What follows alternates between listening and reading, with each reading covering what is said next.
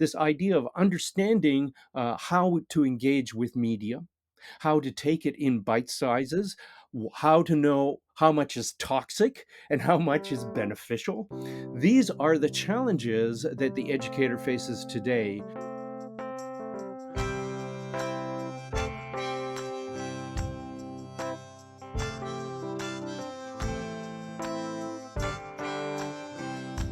Welcome to Talking About Kids. I am your host, R. Bradley Snyder, researcher, activist, and author of The 5 Simple Truths of Raising Kids. George Walker is an artist, educator, and historian who is best known for his books about public figures ranging from Leonard Cohen to Tom Thomson. George tells these stories without words, using only images printed from wood he engraves. These wordless novels, as they are known, are in the tradition of works by Frans Masereel, Lynd Ward, and Otto Nückel, all famous artists who have inspired George and about whom he has written in his more academic books on creating relief prints and on appreciating wordless novels. I was excited to have George on the podcast because I think there is something profound about his art and his medium that can really benefit kids. First, wordless novels are accessible to everyone, regardless of their language or their level of literacy. Children at every age can pick them up and engage their imaginations and infer a story. As a child develops, a great wordless novel, and I think George's are great, affords the inference of more nuanced stories or even different stories altogether. Second, relief printmaking is an inexpensive technique that children can learn quickly to make their own stories or their own individual art pieces. But while it is easy to pick up initially, relief printmaking scaffolds perfectly, allowing infinite room for children to challenge and develop their skills. Of course, George explains all of this better than I do. This podcast is sponsored in part by the Arizona Department of Health Services Must Stop Bullying campaign, through its Title V Maternal and Child Health Program. For more information, go to muststopbullying.org. And now, the interview. What got me interested in the visual language of pictures was that I have a background in that. I started the Ontario College of Art in 1979. I did 4 years there, and a show in 1981 had an impact on me. It was at the Art Gallery of Ontario. It was a show of the work of Frans Masereel, the Belgian artist, and his book, The Idea, really did speak to me. I went, oh my God, here's a man who has created a story just in pictures, and I can read it in different ways, and I can immerse myself in it, and that set me off on the journey. Specifically his book, The Idea, because it was this notion of that an idea could be born out of the mind, that you could create that visually, and that entire narrative could be read image by image. You either contemplate on one image and then you move to the next. You could go back. And so it really spoke to me. I thought, oh, this is great. This has a relationship to comic books. It has a relationship to silent film and cinematography. And I thought, but it is the static picture. So later on, much later on, I decided to pursue my graduate degree in communication and culture. So to me, this made sense that, I will immerse myself in trying to understand what is at play here. What is working on the mind that we are so engaged with the image as a form of text. and then of course that opens up the door to visual culture and theorists like Howard Gardner, who your listeners will be well aware of, but also comic book artists like Will Eisner and his book Comics and Sequential Art, which was also an important book for me in terms of understanding that.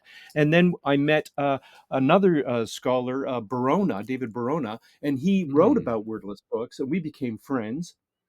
And I was really interested in why he was interested in this idea of the narrative, the visual narrative, and its history.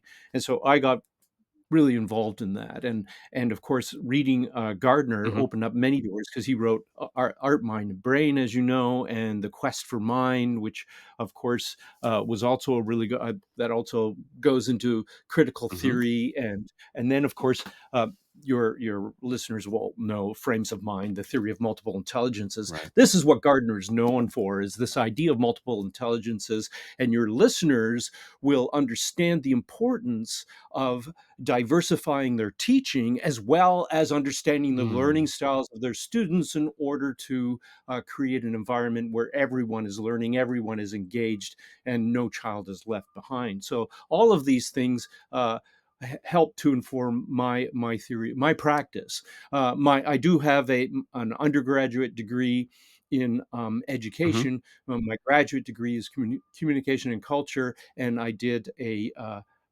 4 years at an art college to the Ontario College of Arts, which is now the Ontario College of Art and Design University, and that's where I teach now. I'm an associate professor there, and I continue to try to inspire students in understanding how narrative structure can take many forms. It's interesting, and it's interesting that you mention Gardner, because that is something I didn't know about your work, that it was influenced by Gardner's work. And so I'm thinking through this right now, because the typical narrative, and I'm not using narrative in the artistic story sense, but the typical path is a better way to say that we lead children through puts a wordless novel as the simplest form of book, and we try to get them out of picture books as soon as possible and away from books that have any pictures at all. And we have this kind of, I think, typical belief that by the time that what we want them to aspire to is to only engaging with books that have no pictures at all. And I can a number of quotes. So first, Charles Ludwig Dodson, Lewis Carroll. Mhm. Right in the beginning of Alice in Wonderland, Alice says, "What good is a book without pictures?" And that book has kept with us, and you can read that without the pictures, and it still pushes the imagination. Right. And I think that we know at this point that that is simply not true, that is not the path we should take people on. Because if we think about other theorists like W.T. Mitchell, who, of course, developed a lot of the theories along with other critical theorists like Walter Benjamin in the idea of visual culture. Imagery is everywhere. If you are using your eyes, it becomes an important part about how we read. Mm. Before the invention of written language, we found our way in the world by reading the stars and seeing footprints on the ground, and knowing what animal went ahead of us because we could read the footprints. We're reading pictures. The simplest form of letters is actually the Mhm. pictogram. And of course, another book that I wanted to mention today that is contemporary is Z. Bode's Bing's book, which is a book written entirely in emoticons. Wow. And this is a novel in emoticons. And he says inspiringly, this is a book that can be read it's a book composed entirely of symbols and icons. He spent 7 years gathering material, experimenting, revising, arranging thousands of pictograms to construct this narrative that can be read in any language, Hmm. because it is the universal symbols of Right. emoticons. And so here we are. Reading pictures becomes a Mhm. scholarly activity. One actually has to be good at it. We when we learn how to drive, we learn to see the signs and symbols Hmm. as we're driving along. Oh, curve in the road ahead, and that there's no text in that. And of course, Jung also starts to discover this. He talks about Mandela theory, man and Hmm. his symbols, another famous text that your listeners will know, is all about our understanding of how signs, symbols, and visual forms in culture have become so important to our understanding about how knowledge moves Hmm. forward. I would also argue that the only thing that makes us unique as a living thing on the planet is that we archive. Right. We create archives. We're the only creature that can go back 2,000 years and pull out text and decipher it and find out how we thought 2,000 years ago. Now, I'm not saying that we actually learned Right. anything from all of that knowledge that we have stacked up there, because that's the first principle of communication. Is just because I am sending you information and that you said, yes, received, doesn't mean you Right. understand anything that I Right. said. So that I get. But there's a lot of information out there that is written in text that is of a language that is anchored in our culture. And I should just frame it this way. I understand culture being the habits of a society. Hmm. So that is the definition that I'm going from, because we started out talking about language and Hmm. narrative, and so I think it's important to understand that we actually frame these in a way that we or define them so that we're talking about the same thing. Because as you know, as language moves Hmm. forward, we distort its origins. And McLuhan saw this. Think about how we describe electronic texts as ebooks. Right. They're not books, they're electronic text. If we think that a book is this hardcover or softcover thing with text on this material called paper, it's a physical object that we can hold, that we can engage with on a different level, then electronic text is entirely different. And that gets us into the whole theory of hypertext theory, Hmm. which Landau wrote about this idea that the problem with electronic text is it's always extending us beyond the frame of what the author intended. And so we are constantly being asked to leave the primary text. This changes the way we read and understand information. And McLuhan also recognized that we're also in a world which is increasingly bringing information into shorter and shorter bite sized things. Like he said, the future of the book is the blurb, Mm. so that it becomes distilled down into till it's so unrecognizable what it was. We're constantly doing this. We're changing things, and young people today are faced with the problem that when we say, well, read a book, what are you talking about? Right. Are you talking about paper in what scholars call the late age of print? Mm. Or are we talking about, hey, why don't you engage in some electronic text? Because those things engage our minds differently. Hmm. And we should understand that first before we start recommending that someone read in one particular way or another. It was when I was a kid, comic books, if you got caught with a Oh comic book yeah. at school, that was like an offense. Right. That was a really bad thing to have on you. They didn't care whether it was little Abner or Spider-Man, God forbid the violence. But there it was. The picture and the words, they weren't thinking that this was increasing my literacy Right. or helping me read because I was engaged with that, but corrupting my young Hmm. mind, exposing me to imagery that I shouldn't see. This has always been a problem and always will. I mean, the internet has made it ubiquitous, where that's the biggest challenge for the teacher today, is to say, yeah, maybe turn off the computer and stop watching those short videos, get away from the social networking. These things are difficult to say, impossible to enforce, and they would require a new approach, like leave your phones at the door. Hmm. Let's go out into the woods. Let's find out other ways of understanding how we engage with the world.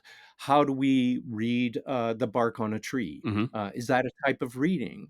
Is reading the forest? When I was a young student, I lived for a time with a shaman, Norval Morso, and he what surprised me about his approach to the world was he saw the woods as an apothecary. He knew the names of all the plants, the indigenous names. He did not know the scientific Latin names that Western culture Hmm. imposed upon those things, but he did know what he was looking at and what it was used for. And this was he knew, oh, you can use this plant as a, if you have a headache, you might want to take this. You know, these I like to burn because the sweetgrass, it also has a healing property to it. Too much of this is a poison, but a little bit of it is healthy. So this idea of understanding how to engage with media, how to take it in Hmm. bite sizes, how to know how much is toxic and how much is beneficial.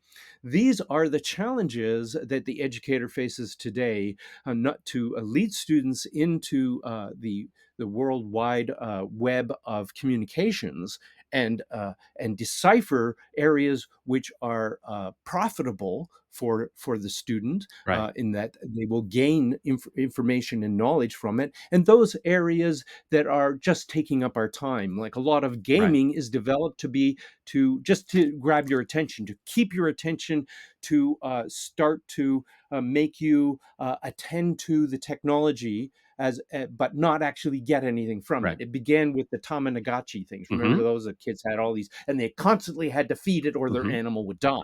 It appealed to their emotional sense. It taught them a sense of responsibility for something that wasn't alive. You know, it was like when I was in university, one of the teachers were talking about the egg project, where you would give a Yeah. student an egg and they'd have to look after it for a week or so without it cracking.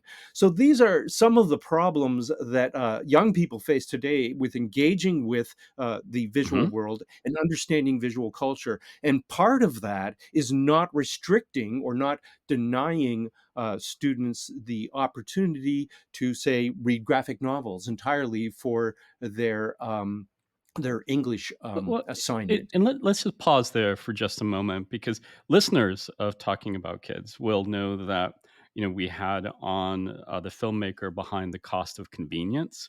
We talked a Mhm, lot about that documentary and the impact of surveillance capitalism.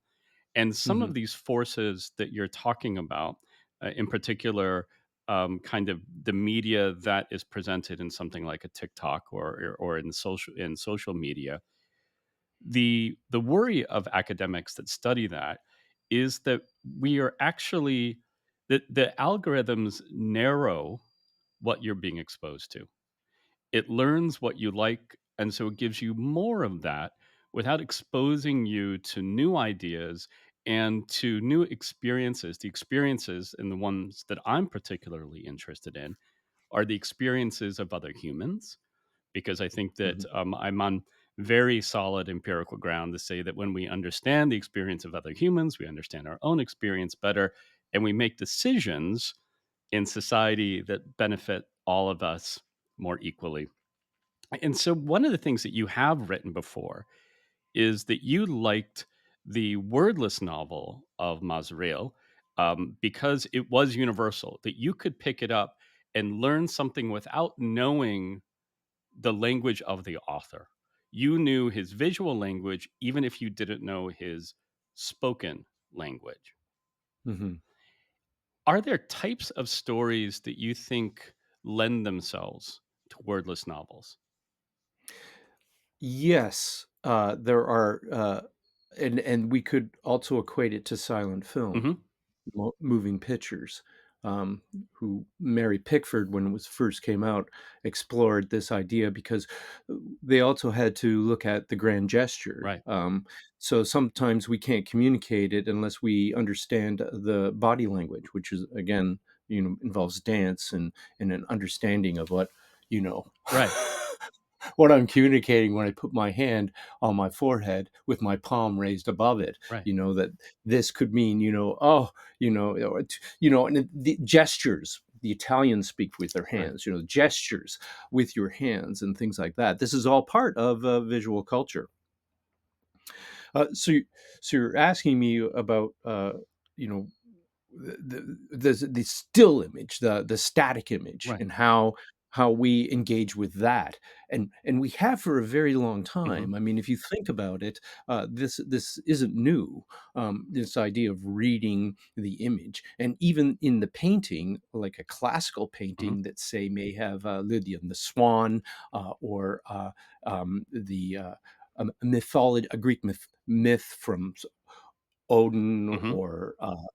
or maybe Aristophanes' myth is illustrated. And we go through the art gallery and we see these grand paintings, and many of us can't read them Mm. because we don't know Oh, that myth. right. We don't know the icon that was used Mhm. to illustrate Hermes, and that Hermes and Mercury are the same, or just all of these things that you would have to know. And so that would be reading visual pictures requires education, Right. because you have to understand signs and symbols.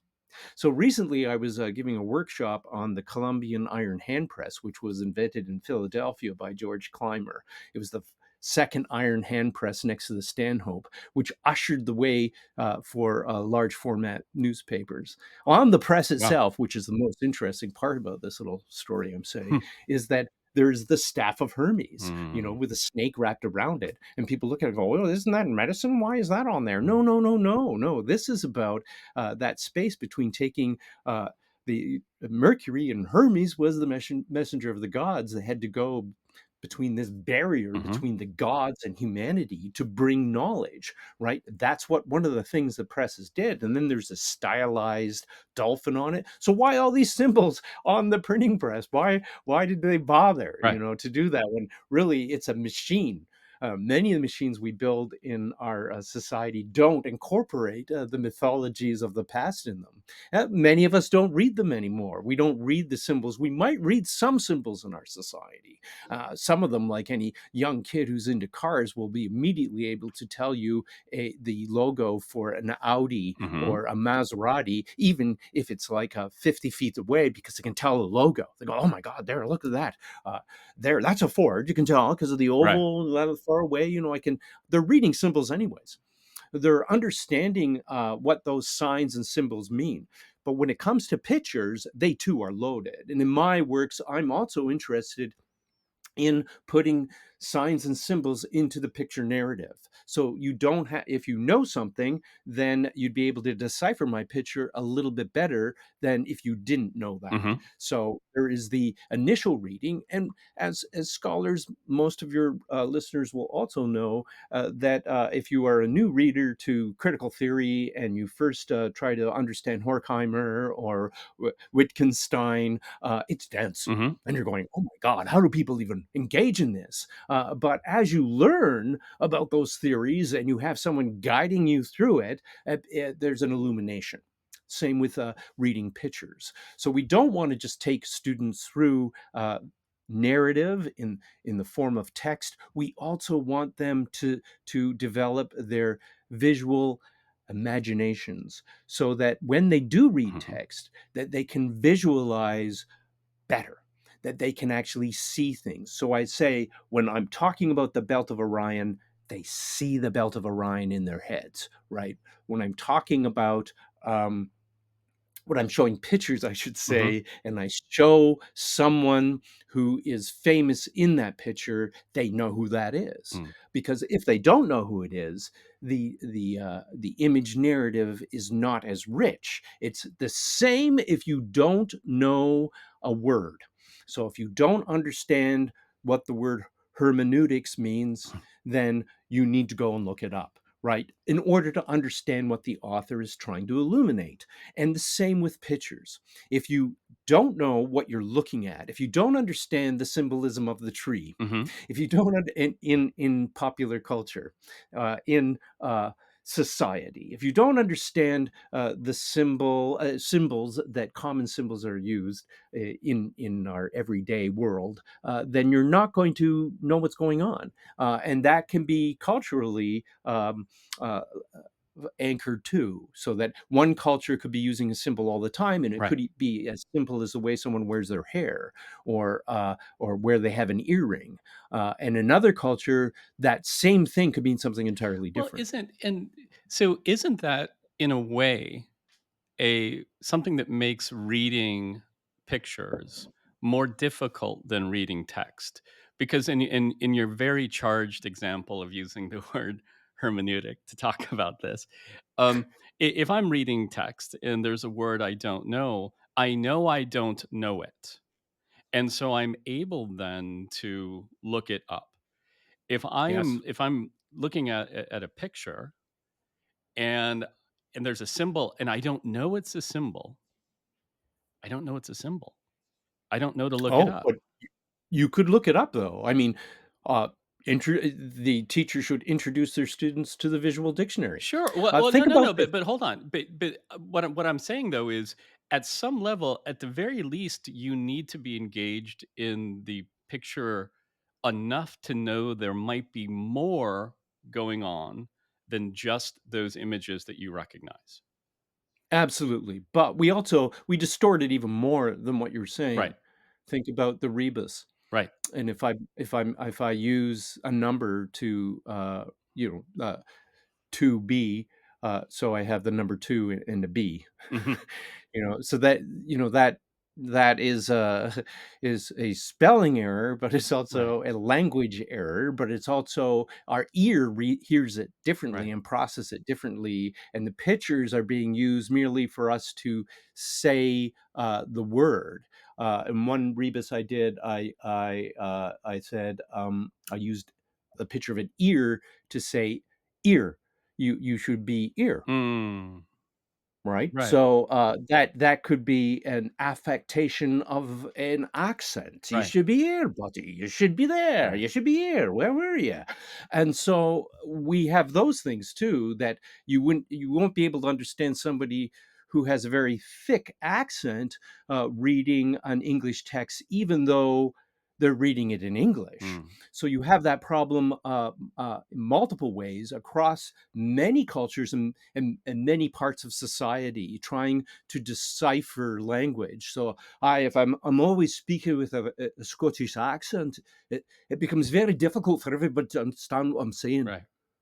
But again, if it's another accent that I'm using, then yes, I'm creating a fog for you. And so the picture, yes, it does. In its simplest form, the picture is more accessible. The picture text is more Hmm. accessible. We know that because the early children's books are picture books. It's just an image of, say, a banana. Banana begins with the letter Hmm. B. A is for apple. So an alphabet book becomes a way to engage, to equate the picture with the letter form.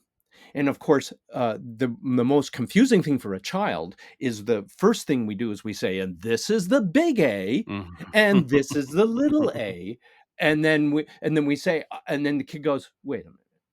I know you told me the big C and then the little c, and they're both the same graphic forms. And now you're telling me a triangle with a line through it is the same as a circle with a line beside it? Well, I'm not an idiot. I can see that these are not graphically equated. So there's something wrong with your language, not me, because it seems like these letter forms that you're saying are the equivalents, these minuscules and capitals, are entirely different alphabets. Oh, yes, yeah, they are actually. So, ah, you're right. You're absolutely right.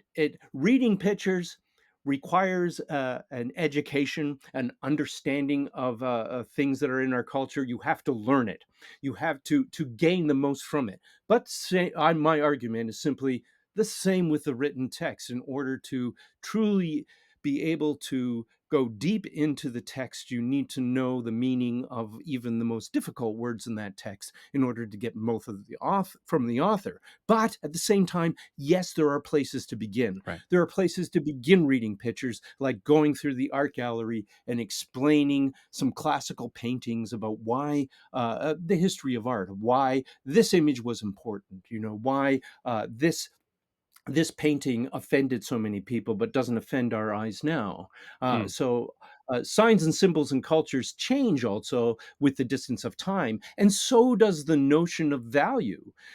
Think about war paintings from Mhm. the 17th Mhm. century that demanded an enormous sum of money. If any one of those came up at auction Mhm. today, they would be given away Mm.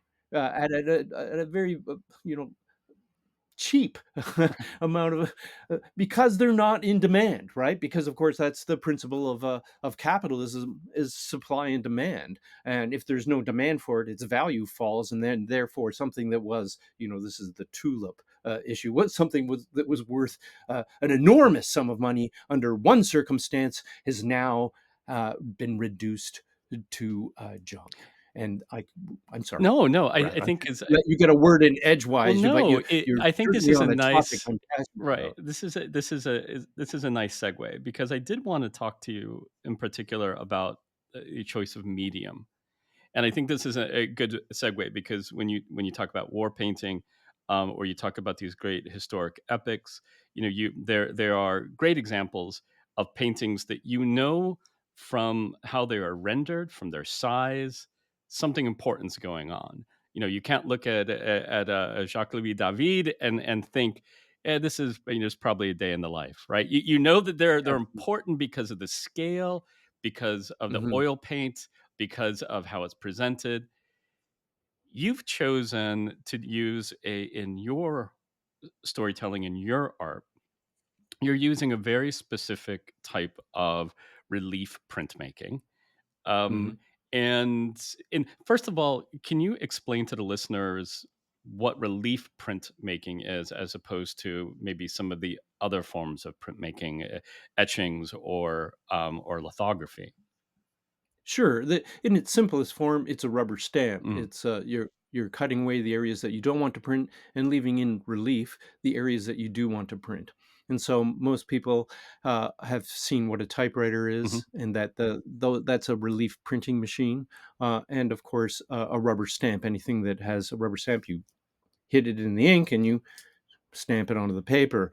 That's what relief printing is. It's a very, very simple form of printing, and of course, the one of the oldest forms of printing. It's what Gutenberg used with his the invention of movable type, and his discovery that if we if we cast little pieces of type, we can right. reconstruct paragraphs.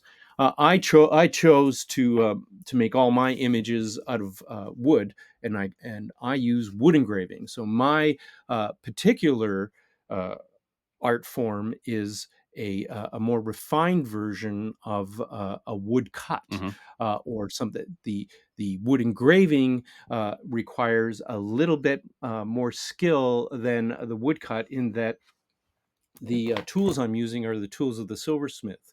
Wood engraving was rediscovered by Thomas Bewick in the 18th century, and he did books, seminal texts like The History of Quadrupeds, mhm, and many books on ornithology and other things, where he was able to make very, very detailed images, representational images that could be printed at the same time as the typography. This was a huge innovation that led the way for catalog work. We mhm, wouldn't have catalogs today if it wasn't for the invention of wood engraving. By the 1850s, they could engrave photographs on the end grain of wood. That's how detailed we're talking about. And when I say photographs, I mean photographs. They would put an emulsion on the piece of wood and expose a continuous tone photograph on the wood, and then the engraver would determine how to make that very, very light gray in a linear way.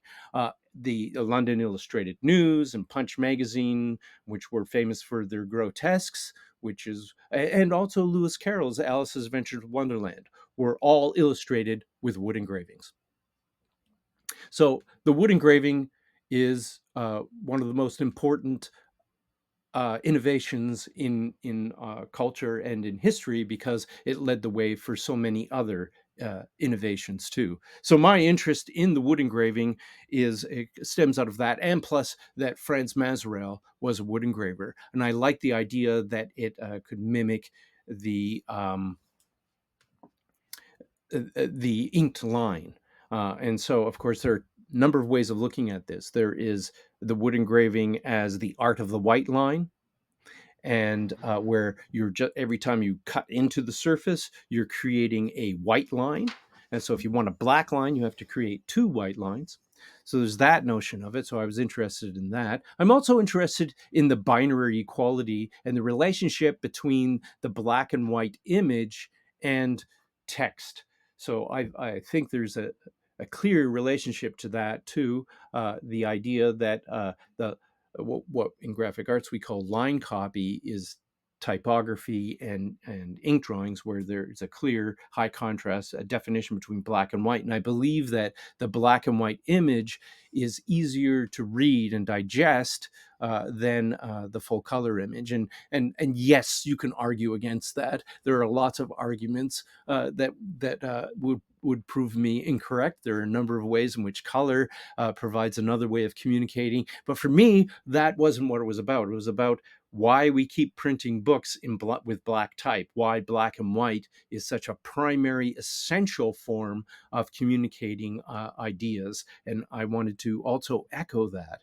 In my book, you'll also notice that there are rectangles in the portrait as opposed to landscape orientation, and that's intentional too. I'm also interested in that the in modern culture now, because of the cell phone, and we've changed the orientation from landscape to portrait, and a lot of things that we engage with in terms of imagery are now in this portrait scale. So I was interested in exploring that, because that, of course, is where it began, because most pages in books are in the portrait orientation. Talk about introducing children to relief printmaking. Yeah, there's lots of ways you can do it. Depends on how old they are.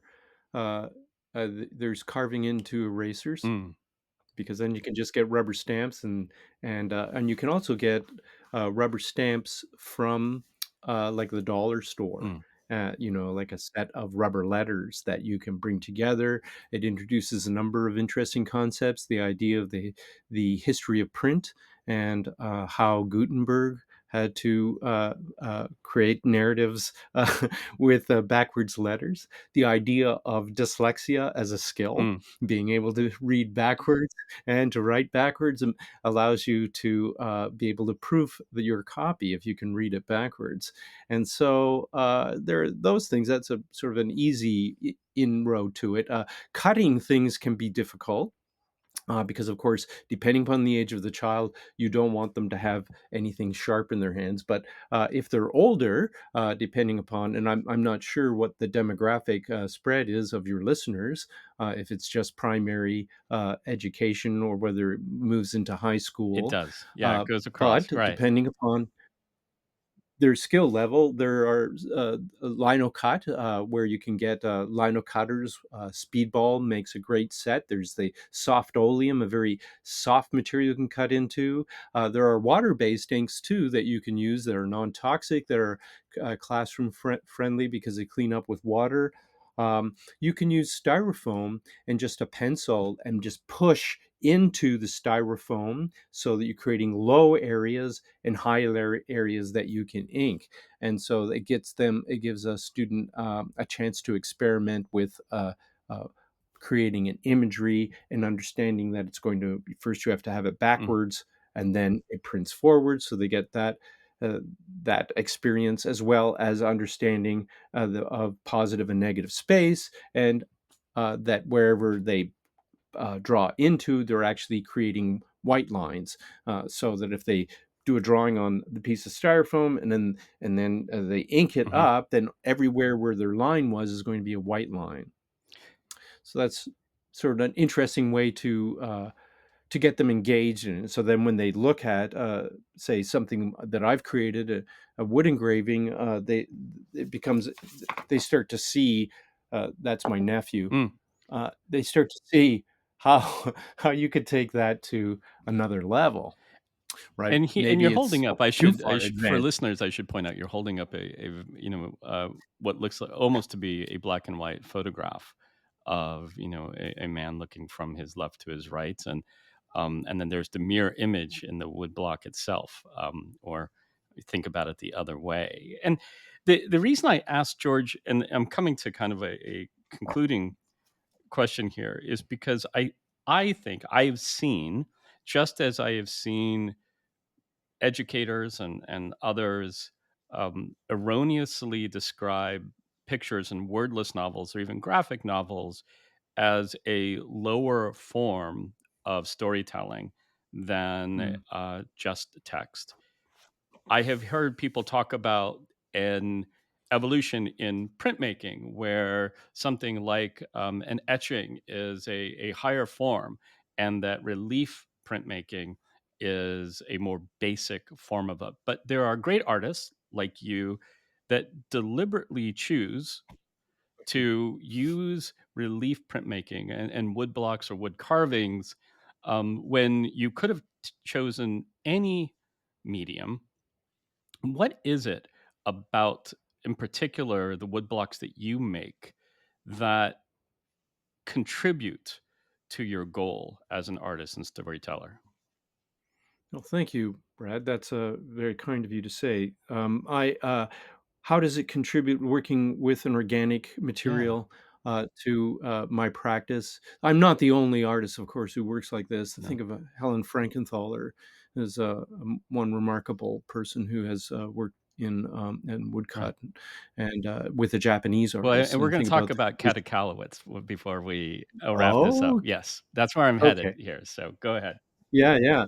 So, yeah, so that in her works too, there's an emotional response from that. But for me, I really I've always loved working with my hands and working with wood is just another way. And if we think about Gardner's uh, notion of multiple intelligences, and that one of them is this sort of haptic understanding of learning, Mm, and that some people learn with their hands, and other people learn are visual learners, and so they need to see. And so I think that Gardner realized that it's not just one form of learning style, is that many students have a combination of learning mm, styles. They're both visual and they're tactile learners.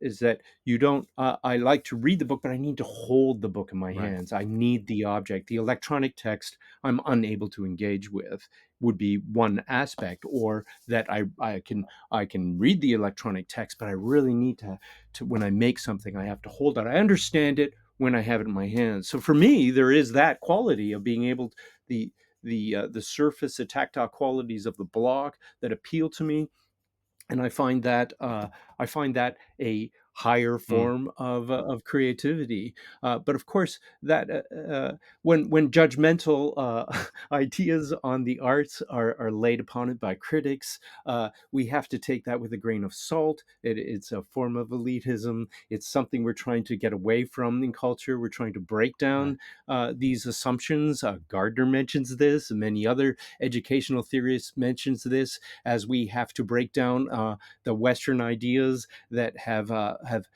bogged us Mm, down, embrace understanding of indigenous culture and learning and other cultures. From reading Edward Said and understanding, in his famous book on Orientalism, right. and sorry, and other things like that. That yes, there will people who will say this is better than that, but we always should approach that with the question, why? Why do you think that is? And what are you basing it on? Are you basing it on that the Mm, materials cost more, that one has to have more education to do that than this? And so we need to distill these things down so that we can say, where is the value? right. Because if the value is in the learning, then does it really matter Well, and whether I'm carving it on wood or onto a but copper see, plate? I think that there is something about. I think that you want the right medium, or you want to use the medium to its full capabilities. And I Mhm. think it's my own perspective that with relief printing in particular, when you're using wood, that you see and are more aware of the medium. You talk about the history of painting. For a long time, it was the goal of painting to remove the brushstroke, right? Where Mhm. you couldn't Yes. see it, right? And then we brought that back so that you had, it became, clear through, abstract expressionism. You wanted only to Yes. see that, the Jackson brushstroke Pollock. itself became the art. And Mhm. with a wood block, you're aware oftentimes, and I see it in your prints. I see the block. I see the picture. I read this. I'm engaged in the story, but I also know that it's wood. And I'm just curious in your own, kind of revelries about this. What does that add that I know when I'm looking at this? That it's not a photo. I know that a person made this from wood with their hands. Hmm. Yeah, it's a really good observation, Brad. It's about how uh, the material speaks Yeah. uh, through the image, and that's important to me. And it's exactly as you said when the early woodcuts, you could see the white line, and then in by the 19th century, they were trying to move away from that, so that the woodcut was about the black Yeah. line, so you couldn't see the wood in it. The idea was is let's make that invisible. We don't want to see that. We want to be able just to see the ink drawing that the artist had intended to put on paper, and because we want to reproduce the ink drawing. And then when offset lithography and Hmm. other graphic techniques Hmm. take over, then there's a more interest in the white line, and woodcuts start to reappear. There's a number of artists who started, including in William Morris and people like Burne Jones, who were interested in the white line and how that could be a unique way of creating imagery. And so our sensibilities change. And I would say that in we're going to see that shift again, as we've become so Mm. immersed in the digital, and AI has taken over a lot of these jobs, that the making of slow art, if we could say that, becomes more important, more relevant. We become more interested in evidence of the human hand. Where did the human hand interfere with this? Mm. And we become more appreciative of our fallibilities, right? Of our weaknesses, and that what makes us uniquely human is that we make mistakes, that we Right. and it's that sort of, I think it's is it wabi sabi in Japan, where they make the Yes, perfect vase and then they flaw that's it, right. right? They make a flaw because that's where it's Right. human. That's what we're interested in. It's when you see George slip on the block and there's a line, and then how he is able to correct Right. that into the image because he can't go back. The line is there. You must deal with it. You have made that decision, and or your attention was taken away for a moment and your tool went a little bit too far, and then it's like, okay, now you have a problem. Now you Right. must deal with that, as opposed to the image is just made. The machine makes the image, and it can. We now live in a time where why do what I do? I could imitate it in Photoshop, Yeah. and I could probably have the blocks cut on a CNC Yeah. machine. I could do all those things, but I choose not to. The same with food. We can mass produce food on a Right. scale like McDonald's, or we can have a master chef prepare us a meal slowly using fresh ingredients and with an attention to details and the sensibilities which are uniquely human. That sort of uh, that understanding that you're doing this for someone else. And I And that's think it, the right? greatest artists. And I think that's They, it. Yeah, and just to try to put, to wrap this up, and I said I wanted to talk about Kata Kaufitz, in that process. mhm, When her first series, and I argue that she created even though they weren't bound this way, they were distributed in portfolios and weren't bound at an edge like a book. She was deliberately telling stories, and she told three in mhm. her lifetime: the Weaver's Revolt, the Peasants' Mhm, War, and finally War. mhm. Right, Yes. and in the first two, she depicts, and these are etchings. She depicts conflict. She gets to war, and she decides that there's no conflict in it.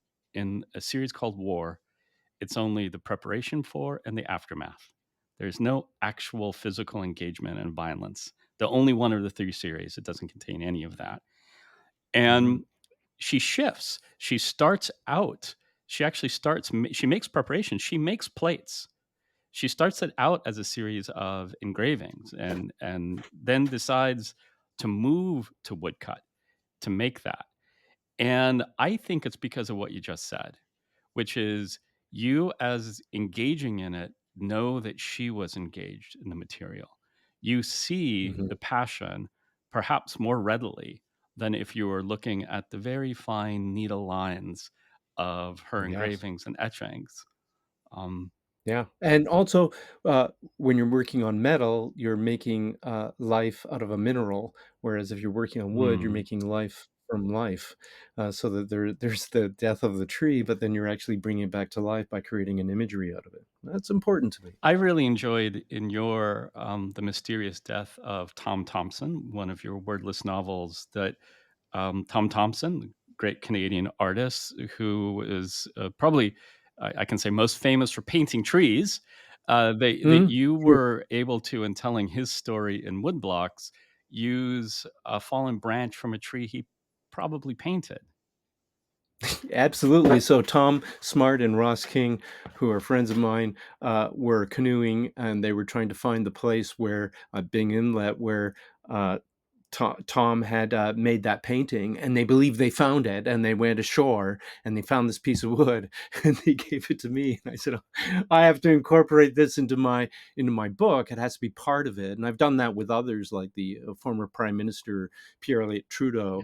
Yeah. There was a tree a few blocks from my studio uh, where Alexander Moore, who was an educator, had a schoolhouse, Mm. and he was inspired to write the former national anthem of Canada, which was the Maple Leaf Forever. So he wrote this based upon inspiration from this maple tree. This is how we end up with a maple leaf on our flag. Mm. And so I went and I got a piece of that wood, and that is where I engraved the prime minister's face on, because I thought, okay, we need to have those connections. So I'm interested in that symbolism too. I'm interested in the source of the material, the number of blocks that I have in my narrative.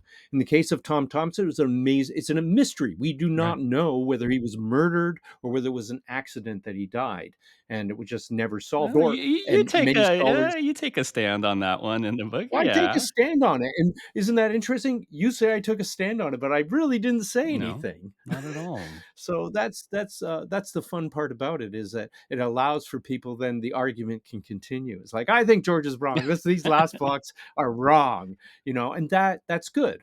I like that. I like people, to challenge me on those things. Oh, yes, that's true, but this is the path I chose. This is the story I chose to follow. Well, George, I want to thank you so much for many things. Number one, being a guest, but I also want to thank you for this wonderful conversation. I suspected when I first encountered your work, and then when I read what you had written about it, and then also when I reached out, that you were taking this thing that was deceptively simple on the surface and allowing it to be rich and complicated and engaging and tell important and complicated stories. So thank you for that work and for teaching it to other Thank you. people. Thank you, Brad. I really appreciate it. It's been a pleasure to be on your podcast, and I hope to get invited back soon, because there's so many things I would like to talk about with you. That was George Walker. For more information about George and his art, please visit talkingaboutkids.com. From there, you also can find out about upcoming episodes, suggest a topic, learn more about me and my books, or submit your questions for future guests. Our theme song is by The Senators. For more of their music, go to thesenatorsmusic.com. And remember, kids are young goats and young humans, and the difference is that young goats are easier to manage.